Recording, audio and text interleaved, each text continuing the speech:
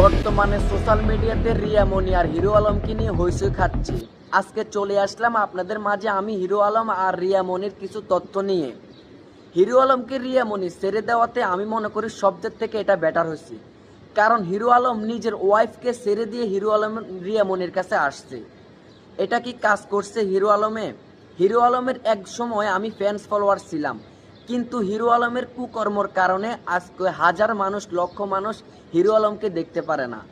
আমি কোনোদিন এই কথা ভাবিনি কিংবা কোনোদিন এই কথা বলিনি হিরো আলমের চেহারা খারাপ।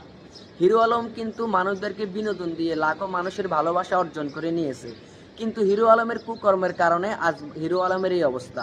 আমি মনে করছি হিরো আলম অনেক ভালো মানুষ, কিন্তু হিরো আলম রিয়া মনির সাথে যে কুকর্ম করার কারণে আজ হিরো আলমকে কেউ দেখতে পারে না।